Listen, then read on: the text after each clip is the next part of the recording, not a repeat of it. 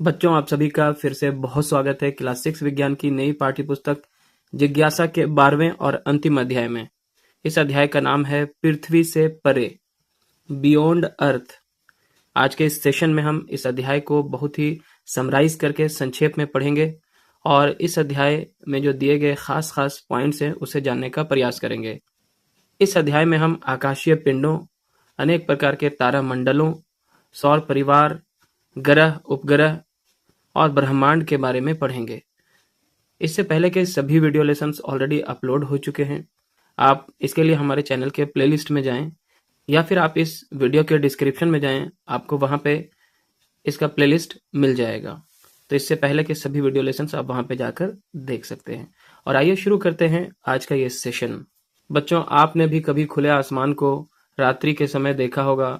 अधिकतर गर्मी के समय में जब हमें छत पर सोने का मौका कभी मिल जाता है या कभी गाँव में कहीं घूमने जाते हैं और रात में जब छत पे सोने का मौका मिलता है तो इस तरह का दृश्य जो है हम आकाश में देख सकते हैं कि यहाँ पे विभिन्न प्रकार के तारे जो है हमें दिखाई देते हैं।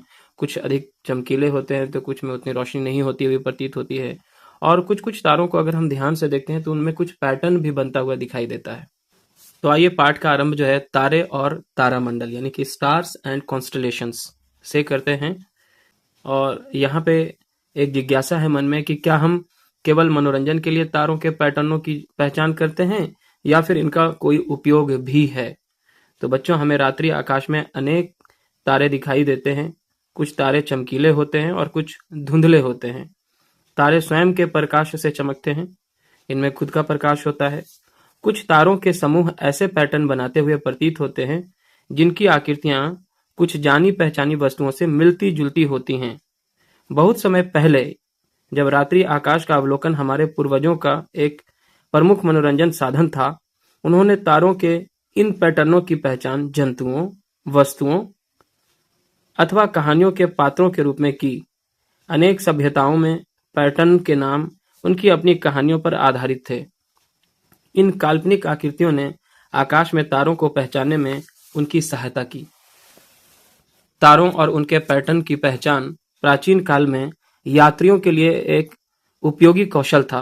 आधुनिक प्रौद्योगिकी के आगमन से पहले, बल्कि चुंबकीय दिक्सूचक के आविष्कार से भी पहले, यानी कि कंपास का जो यूज हो रहा था उससे पहले, यानी कि कंपास के यूज करने से पहले इन पैटर्नों में नाविकों और अन्य यात्रियों की सागर में और पृथ्वी पर दिशा ज्ञात करने में सहायता की। अभी भी आपातकालीन स्थितियों में, इमरजेंसी के टाइम में, इसका उपयोग वैकल्पिक विधि के रूप में होता है। पूर्व काल में तारा समूहों के पैटर्न को तारामंडल कहा जाता था। वर्तमान में आकाश के उन भागों को तारामंडल कहा जाता है जिनमें ये पैटर्न हैं। क्योंकि आकाश के इन भागों में प्रायः तारों के पैटर्न की ही प्रधानता होती है, इसलिए सामान्यतः तारामंडल शब्द का उपयोग तारों के समूह के रूप में भी किया जाता है। विभिन्न संस्कृतियों ने तारामंडल की परिसीमाओं को अलग अलग ढंग से निर्दिष्ट किया। 20वीं शताब्दी के पूर्वार्ध में अंतर्राष्ट्रीय खगोलीय संघ इंटरनेशनल एस्ट्रोनॉमिकल यूनियन IAU ने अंतर्राष्ट्रीय सहमति से तारामंडल की परिसीमाओं को परिभाषित किया। आधिकारिक रूप से 88 तारामंडल सूचीबद्ध किए गए हैं और इस प्रकार संपूर्ण आकाश को 88 क्षेत्रों में विभाजित किया गया है। आकाश के इन क्षेत्रों को अब तारामंडल के रूप में परिभाषित किया जाता है। आगे हम चित्र 12.3 को देखेंगे। यहाँ पे कुछ तारामंडल दर्शाए गए हैं। इनकी सहजता से पहचान की जा सके इसके लिए तारों को काल्पनिक रेखाओं द्वारा जोड़ दिया गया है। ठीक है, एक इमेजिनरी लाइन द्वारा जोड़ दिया गया है। तारामंडल ओरायन को प्रायः शिकारी के रूप में निरूपित किया जाता है। इस तारामंडल के बीचों बीच जो 3 तारे हैं वे शिकारी की पेटी या बेल्ट कहलाते हैं। कुछ लोग कल्पना करते हैं कि शिकारी ओरायन एक बैल यानी कि तारामंडल वृष या टॉरस से युद्ध कर रहा है। ओरायन का कुत्ता यानी कि तारामंडल कैनिस मेजर उसके पीछे चल रहा है। और कैरिस मेजर तारामंडल का जो तारा है लुब्धक, जिसको हम सीरियस भी कहते हैं, ये रात्रि आकाश का सबसे चमकीला तारा है। तो अगले पेज पर आप यहाँ पे ओरायन को देख सकते हैं। ये ऐसा मालूम पड़ता है कि एक शिकारी के जैसा दिख रहा है ना। ये जो लाइन यहाँ पे है ये काल्पनिक लाइन के द्वारा इसे जोड़ दिया गया है। वास्तविक में ऐसा कोई लाइन नहीं होता है। और इसके पीछे जो है ये देखिए कैनिस मेजर जो तारामंडल है ये एक ऐसा लग रहा है कि ये इसके पीछे पीछे ओरायन के जैसे पीछे पीछे चल रहा है और एक जो है कुत्ते की शक्ल में ये दिखाई देता है। और कुछ लोगों का कहना है कि ओरायन जो है यहाँ पे इसके साथ टॉरस के साथ वृष के साथ क्या कर रहा है, जंग कर रहा है ना, और उसका कुत्ता जो है उसके पीछे पीछे चल रहा है। यहाँ पे कैनिस मेजर जो तारामंडल है इसमें एक तारा है जिसका नाम है लुब्धक या सीरियस। ये आकाश का सबसे ज्यादा चमकीला तारा होता है, ध्रुव तारा से भी ज्यादा चमकीला होता है। आगे है भारतीय खगोल शास्त्र में नक्षत्र शब्द का उपयोग जो है किसी तारे या तारामंडल के लिए किया जाता है, जैसे आद्रा नक्षत्र ओरायन तारामंडल में, बीटल जूस नाम का तारा कृत्तिका नक्षत्र जो है वृष तारामंडल में, प्लायोडिस नाम का तारा समूह, और अल्डेब्रान वृष तारामंडल में एक तारा है जिसे रोहिणी के रूप में जाना जाता है। आगे हम चित्र 12.4 को देखेंगे जो इस तरह से दिखाई देगा आपको। ठीक है, यहाँ पे तारों के दो पैटर्न बिग डिपर और लिटिल डिपर दर्शाए गए हैं। इसी चित्र में ध्रुव तारा भी दर्शाया गया है जिसको हम पोल स्टार के नाम से भी जानते हैं, जो कि लिटिल डिपर का अंग है। ठीक है, ध्रुव तारा उत्तर दिशा में अचल दिखाई पड़ता है, यानी कि चलता हुआ प्रतीत नहीं होता है, एक ही जगह पे स्थिर रहता है, जिसकी सहायता से उत्तरी गोलार्ध में उत्तर दिशा की पहचान की जा सकती है। तो यहाँ पे आप देख सकते हैं ये सप्तर्षि है, 7 तारों का समूह होता है, इसे बिग डिपर कहा जाता है। और यहाँ पे ये लिटिल डिपर, इसमें जो है ये वाला जो तारा आप देख पा रहे हैं यही है ध्रुव तारा या पोल स्टार कहते हैं इसको, और इसकी मदद से जो है उत्तर दिशा की पहचान की जा सकती है। यह एक ही जगह पे रहता है, ये कभी इधर उधर चलता हुआ प्रतीत नहीं होता है। बिग डिपर तारामंडल अर्सा मेजर का अंग है, जबकि लिटिल डिपर तारामंडल अर्सा माइनर में है। भारत में बिग डिपर को सप्तर्षि के नाम से जाना जाता है और पोल स्टार को ध्रुव तारा कहते हैं। तारों, तारामंडलों एवं ग्रहों की मोबाइल फोन से पहचान हेतु स्काई मैप एक अत्यंत सुविधाजनक ऐप है। याद रखेंगे, स्काई मैप या फिर स्टेलेरियम इसी प्रकार का एक अन्य ऐप है। स्टेलेरियम का कंप्यूटर रूपांतर अनेक विशेषताओं से युक्त है और इसे निःशुल्क डाउनलोड किया जा सकता है। तो 2 ऐप यहाँ पे बताए गए हैं, एक है स्काई मैप और दूसरा है स्टेलेरियम। इन दोनों ऐप की मदद से आप जो है तारों और तारामंडलों एवं ग्रहों के बारे में जान सकते हैं। और आगे है कि रात्रि आकाश में दर्शन के लिए हम किस तरह से तैयारी कर सकते हैं और किस तरह से हम विभिन्न प्रकार के तारामंडलों और तारों का अवलोकन कर सकते हैं। तो इसे आप डिटेल्स में खुद से पढ़ सकते हैं। रात्रि के आकाश में आप सप्तर्षि और ध्रुव तारे की पहचान जो है आसानी से कर सकते हैं। यदि आप आकाश में सप्तर्षि यानी जो बिग डिपर है उसको देखने का चाहत रखते हैं तो सप्तर्षि को देखने के लिए ग्रीष्म ऋतु के दौरान यानी गर्मी के समय रात्रि के लगभग 9 बजे आकाश का अवलोकन करें। इसके लिए आकाश के उत्तरी भाग में क्षितिज के ऊपर देखें और सप्तर्षि को पहचानें। तो उत्तर की तरफ जो है जहाँ पे आकाश पृथ्वी से मिलता हुआ दिखाई देगा वहां पे आप देखेंगे तो आपको ये 7 तारों का समूह आसानी से दिखाई देगा। उसके बाद सप्तर्षि पहचान में आ जाए तो ध्रुव तारे की स्थिति जानने का प्रयास कीजिए। बिग डिपर के कप के अंतिम 2 तारों को देखिए और इन्हें जोड़ने वाली एक सरल रेखा की कल्पना कीजिए। इस काल्पनिक रेखा को उत्तर की ओर आगे बढ़ाइए। इन तारों के बीच की दूरी के लगभग 5 गुनी दूरी पर एक काल्पनिक रेखा पर एक तारा दिखेगा जो बहुत चमकीला नहीं है, यही ध्रुव तारा है। ठीक है, इस प्रकार आप रात्रि आकाश में चमकीले तारामंडल ओरायन एवं इसमें लुब्धक तारे की भी पहचान कर सकते हैं। आगे है कि भारत में ओरायन को ज्यादा अच्छी तरह दिसंबर से अप्रैल महीनों में सूर्यास्त के बाद देखा जा सकता है, यानी कि ज्यादा रात में नहीं। अतः इसे इसी दौरान देखिए। ओरायन के लगभग बीच में एक छोटी सरल रेखा में 3 चमकदार तारे स्थित हैं जिनकी कल्पना शिकारी की बेल्ट के रूप में की जाती है। सबसे पहले इन 3 तारों को पहचानिए, क्योंकि ओरायन तारामंडल की पहचान का यही सबसे सरल विधि है। एक बार आपने ओरायन को पहचान लिया तो इसके पास स्थित अत्यंत चमकदार तारे लुब्धक को पहचानना आसान हो जाएगा। ओरायन के बीच के 3 तारों से गुजरती हुई सरल रेखा की कल्पना कीजिए और इस रेखा के अनुदिश पूर्व की ओर देखिए, वहीं पर आपको लुब्धक तारा दिखाई देगा। आगे है हमारा सौर परिवार यानी कि आवर सोलर सिस्टम। इसमें सबसे पहले हम सूर्य के बारे में पढ़ेंगे, जो कि इस सौर परिवार का मुखिया है। सूर्य एक तारा है, यह हमारे सबसे निकट का तारा है, इसीलिए यह इतना प्रकाशमय और बड़ा दिखाई देता है। यह गैसों का एक अत्यंत गर्म गोला है। सूर्य अत्यधिक मात्रा में ऊर्जा उत्सर्जित करता है और यही कारण है कि यह इतना चमकदार होता है। सूर्य ऊष्मा एवं प्रकाश उत्पन्न करता है जो पृथ्वी पर ऊर्जा का प्रमुख स्रोत है। तो यहाँ पे आप उगते हुए सूर्य को देख सकते हैं। सूर्य कितना विशाल है, व्यास में यह पृथ्वी से लगभग 100 गुना बड़ा है। जो इसका व्यास है यहाँ से यहाँ तक अगर देखेंगे आप, तो ये पृथ्वी से 100 गुना ज्यादा बड़ा है। फिर भी यह हमें इतना छोटा दिखाई देता है क्योंकि यह पृथ्वी से बहुत अधिक दूरी पर है। और जो अन्य तारे हैं वो और भी बहुत ज्यादा दूरी पे हैं, इसलिए वे बिल्कुल टिमटिमाते हुए छोटे मालूम पड़ते हैं। पृथ्वी से सूर्य की दूरी लगभग 15 करोड़ किलोमीटर है। यह दूरी एक खगोलीय मात्रक एस्ट्रोनॉमिकल यूनिट या एयू कहलाती है। इसका उपयोग सामान्यतः सौर परिवार में बड़ी बड़ी दूरियों को सुविधापूर्वक व्यक्त करने के लिए होता है। हमारा सूर्य भी एक तारा है। फिर ऐसा कैसे है कि सूर्य हमें बड़ा दिखाई देता है और इसका प्रकाश पूरे आकाश में फैला रहता है, जबकि अन्य तारे रात्रि आकाश में चमकदार बिंदुओं की तरह दिखाई पड़ते हैं और दिन के समय तो ये दिखाई भी नहीं देते। तो इसका कारण यही है कि अन्य तारे जो हैं वो सूर्य की तुलना में और भी बहुत ज्यादा दूर हैं। इसलिए जब सूर्य निकलता है दिन के समय तो उसकी रोशनी के कारण जो है बाकी अन्य तारे दिखाई नहीं पड़ते हैं, क्योंकि वो काफी ज्यादा दूर हैं और उनकी रोशनी जो है उतना अधिक प्रभाव नहीं डाल पाती है। ठीक है, क्योंकि दूर होने के कारण वो धीमी पड़ जाती है। सूर्य को आकाश का सबसे अधिक चमकदार पिंड और पृथ्वी पर प्रकाश एवं ऊष्मा का स्रोत होने के कारण अधिकांश प्राचीन सभ्यताओं में देवता के पद पर प्रतिष्ठित किया गया है। सूर्य द्वारा प्रदान की गई ऊष्मा पृथ्वी को ऐसे ताप पर बनाए रखती है जिस पर जीवन संभव हो जाता है। सूर्य का प्रकाश पौधों की वृद्धि के लिए अनिवार्य है, जो मानवों एवं जंतुओं को भोजन एवं ऑक्सीजन प्रदान करते हैं।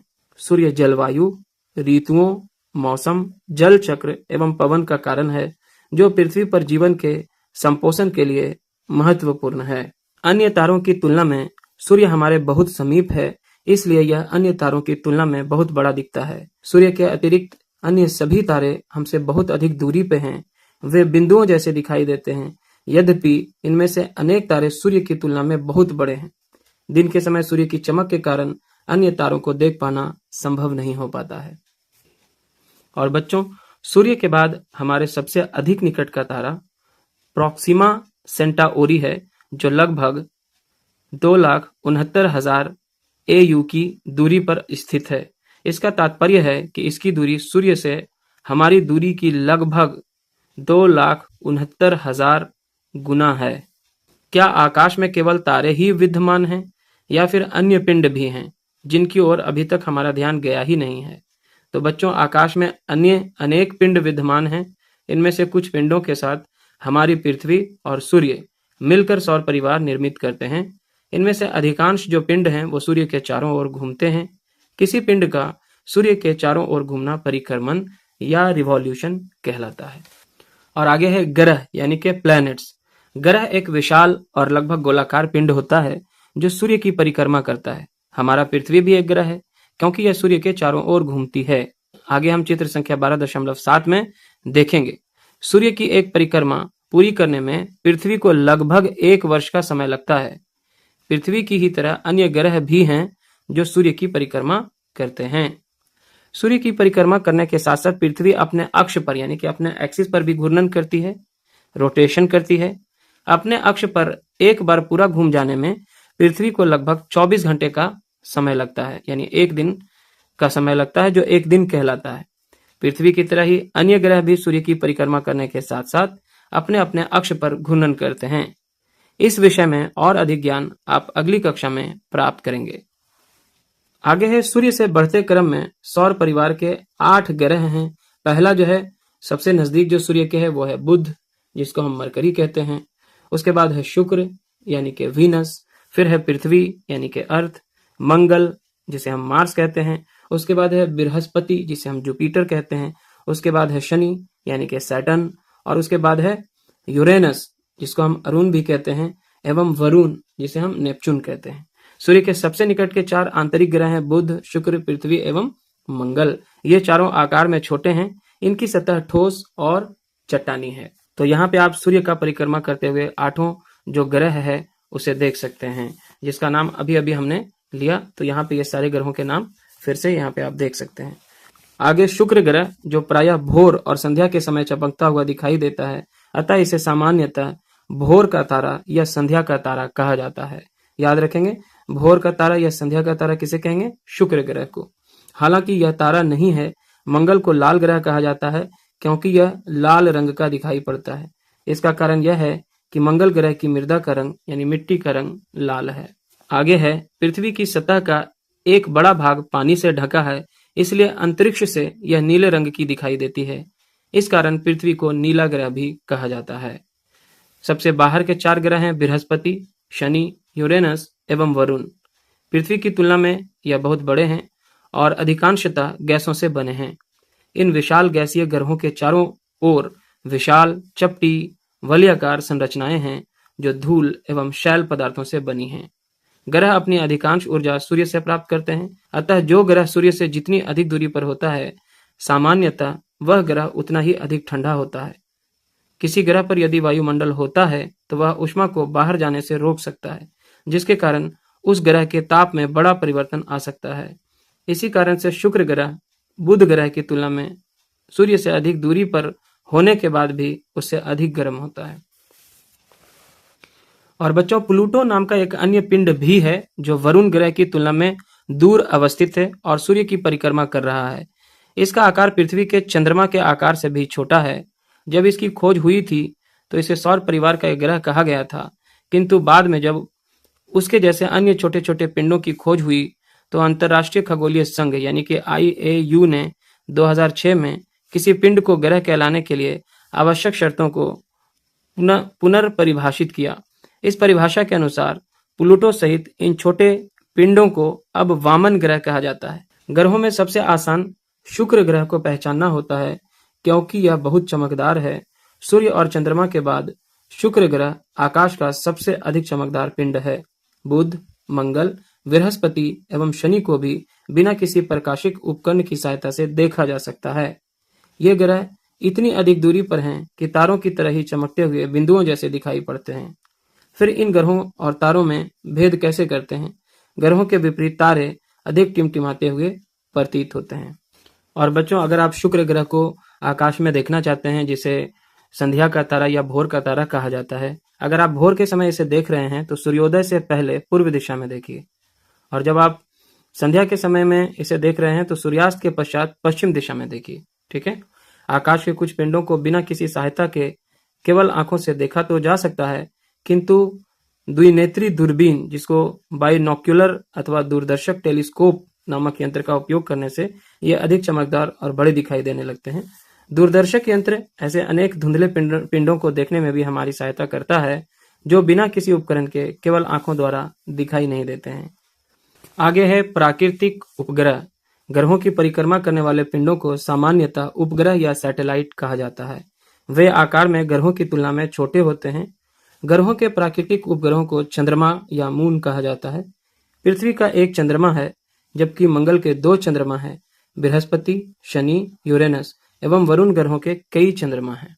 सामान्यतः कोई ऐसा पिंड जो अपने से बहुत बड़े पिंड की परिक्रमा करता है, उसे भी उपग्रह कहा जाता है। उदाहरण के लिए पृथ्वी को सूर्य का उपग्रह कहा जा सकता है।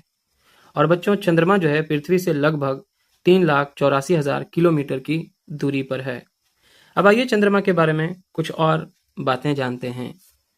पृथ्वी का प्राकृतिक उपग्रह चंद्रमा पृथ्वी की एक परिक्रमा पूरी करने में लगभग 27 दिन का समय लेता है। यह अंतरिक्ष में हमारा निकटतम पड़ोसी है। पृथ्वी के विपरीत चंद्रमा पर वायुमंडल ना के बराबर है।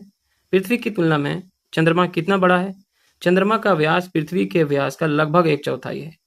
ठीक है, यानी कि पृथ्वी का अगर 4 टुकड़ा किया जाए तो 1 टुकड़ा के बराबर है। चंद्रमा की सतह पर वृत्ताकार कटोरे नुमा संरचना दिखाई पड़ती है, जिन्हें गर्त या क्रेटर कहते हैं। ठीक है, इनमें से अधिकांश गर्त अंतरिक्ष से आई चट्टानों अथवा क्षुद्र ग्रहों के आघात से बने हैं। यहाँ पे चंद्रमा पर बहुत से जो है इस तरह के आप जो देख पा रहे हैं, जो स्पॉट दिखाई दे रहे हैं, ये क्रेटर कहलाते हैं। ठीक है, और ये किस तरह से बने हैं? कोई भी आकाशीय पिंड जब आके इसकी सतह से टकराया है ना, तो वो उसके कारण जो है इसमें एक गड्ढा पड़ गया है। चंद्रमा पर वायुमंडल, जल अथवा जीवन विद्यमान ना होने के कारण ये विशिष्ट संरचनाएं उसकी सतह पर लंबे समय से बनी हुई हैं। यद्यपि चंद्रमा बहुत दूर है, फिर भी मनुष्य ने चंद्रमा को अधिक अच्छी तरह से समझने और खोजबीन करने के लिए इस पर अंतरिक्ष यान भेजे हैं। भारत ने भी चंद्रमा के अध्ययन के लिए 3 चंद्रयान पूरे कर लिए हैं और चौथे की तैयारी चल रही है। चंद्रमा संबंधी हमारी जानकारी में वृद्धि के लिए चंद्रमा पर भारत का पहला अभियान चंद्रयान 1 सन 2008 में छोड़ा गया था और दूसरा मिशन चंद्रयान 2 सन 2019 में भेजा गया। तीसरे मिशन के अंतर्गत चंद्रयान 3 को जुलाई 2023 में प्रक्षेपित किया गया। इसका लैंडर विक्रम, जो अपने साथ रोवर यानी प्रज्ञान को लेकर गया था, आसानी से 23 अगस्त 2023 को चंद्रमा की सतह पर उतर गया। इस मिशन के साथ ही भारत चंद्रमा के दक्षिण ध्रुव के निकट उपकरण उतारने वाला विश्व का पहला देश बन गया। इस सफलता को रेखांकित करने के लिए भारत सरकार द्वारा घोषणा की गई कि 23 अगस्त भारत में राष्ट्रीय अंतरिक्ष दिवस के रूप में मनाया जाएगा। एक चौथे मिशन चंद्रयान 4 की योजना बनाई जा चुकी है, जिसका लक्ष्य चंद्रमा से मिट्टी और पत्थर के टुकड़ों को लेकर आना है। आगे हम जानेंगे क्षुद्र ग्रह और धूमकेतु के बारे में। क्षुद्र ग्रह, जिसे हम एस्टेरॉइड्स भी कहते हैं, सूर्य और ग्रह लगभग गोलाकार आकृति के होते हैं। सौर परिवार में ऐसे अनेक छोटे पिंड हैं जो चट्टानी हैं और अनियमित आकार के हैं। ये क्षुद्र ग्रह कहलाते हैं। इनमें से अनेक क्षुद्र ग्रह मंगल और बृहस्पति की कक्षाओं के बीच अपने अपने पथों पर सूर्य की परिक्रमा करते हैं। यह क्षेत्र क्षुद्र ग्रह पट्टी कहलाता है। कभी कभी क्षुद्र ग्रह पृथ्वी के बहुत पास से गुजरते हैं। और जहां तक क्षुद्र ग्रह के आकार की बात करें तो क्षुद्र ग्रहों का आकार 10 मीटर से लेकर लगभग 500 किलोमीटर तक हो सकता है। आगे है धूमकेतु यानी के कॉमेट्स। कभी कभी सौर परिवार के बाहरी क्षेत्रों में कुछ आगंतुक पिंड हमारे सौर परिवार में आते हैं। लंबी पूंछ वाले इन पिंडों को धूमकेतु या कॉमेट कहते हैं। ये धूल, गैसों, पत्थर के टुकड़ों और बर्फ के बने होते हैं। जैसे ही कोई धूमकेतु सूर्य के निकट पहुंचता है, इसमें जमे हुए पदार्थ वाष्पीकृत होने लगते हैं और यह वाष्पित पदार्थ धूमकेतु की पूंछ बनाता है। जैसे धूमकेतु सूर्य से दूर जाते हैं, वे धुंधले दिखाई देने लगते हैं और एक सीमा के बाद उन्हें बिना किसी प्रकाशीय उपकरण के केवल आंख से देख पाना संभव नहीं हो पाता है। सूर्य की परिक्रमा करने वाले कई धूमकेतुओं का पता लगाया जा चुका है। ये धूमकेतु नियत समयावधि के बाद सूर्य के निकट आते हैं। तथापि कुछ ऐसे धूमकेतु भी हैं जो सौर परिवार से पलायन कर जाते हैं। कुछ अन्य धूमकेतु टूट जाते हैं या सूर्य अथवा अन्य ग्रहों के पास पहुंचने पर उनमें गिर जाते हैं। हमने उन पिंडों के बारे में जाना जो मिलकर सौर परिवार बनाते हैं। वह पिंड कौन कौन से हैं? सूर्य, 8 ग्रह, उनके उपग्रह और अनेक अपेक्षाकृत छोटे पिंड जिनमें क्षुद्र ग्रह, धूमकेतु शामिल हैं, ये सब मिलकर सौर परिवार कहलाते हैं। एक प्रसिद्ध धूमकेतु हेली धूमकेतु है जो प्रत्येक 76 वर्ष के बाद दिखाई देता है। पिछली बार यह 1986 में दिखाई दिया था। आगे है मंदाकिनी आकाशगंगा, जिसे हम मिल्की वे गैलेक्सी के नाम से भी जानते हैं। चंद्रमा विहीन रात्रि आकाश में शहर की रोशनी से दूर किसी अंधेरे स्थान से अवलोकन करें तो आकाश में उत्तर के पास से दक्षिण तक व्याप्त प्रकाश की एक धुंधली पट्टी दिखाई देती है। यह आकाशगंगा नाम की वह मंदाकिनी है जिसमें हम रहते हैं। एक मंदाकिनी में करोड़ों से लेकर अरबों तक तारे होते हैं। हमारा सौर परिवार मंदाकिनी आकाशगंगा का ही भाग है। आगे अभ्यास के अंत में है ब्रह्मांड यानी कि यूनिवर्स। अभी हम पढ़ रहे थे मंदाकिनी आकाशगंगा के बारे में, तो मन में आता है कि इसके आगे फिर क्या है ना? क्या ब्रह्मांड में अन्यत्र कहीं जीवन है? और भी कहीं जीवन है क्या? तो हमारी मंदाकिनी यानी कि मिल्की वे से परे बाह्य अंतरिक्ष में बहुत सारी मंदाकिनियां हैं और भी बहुत सारे गैलेक्सीज हैं। तारों, मंदाकिनियों और ब्रह्मांड के रहस्यों को समझने के लिए वैज्ञानिक उनका अध्ययन करते हैं। हम अभी तक नहीं जानते कि ब्रह्मांड में कहीं और जीवन है या नहीं। हमारी मंदाकिनी में अनेक ग्रहों की खोज की गई है जो अपने तारों की परिक्रमा कर रहे हैं। अभी तक वैज्ञानिक अपने तारों की परिक्रमा करते हुए इन बाह्य ग्रहों में कहीं भी जीवन के अस्तित्व का कोई प्रमाण प्राप्त नहीं कर पाए हैं, किंतु जीवन की खोज अभी भी जारी है। तो इस तरह से बच्चों, हमने इस पुस्तक का जो अंतिम अध्याय है यहाँ पे कर लिया है कंप्लीट। आगे आप क्लास 7 के विज्ञान की पढ़ाई भी इसी चैनल पर कर सकते हैं। उसके लिए भी प्लेलिस्ट अवेलेबल है। वीडियो लेसन अगर आपको पसंद आए तो ज़रूर से इसे लाइक करें, शेयर करें अपने सभी दोस्तों के साथ। चैनल पे नए हैं या आपने चैनल को अभी तक सब्सक्राइब नहीं किया है तो सब्सक्राइब जरूर करें। धन्यवाद।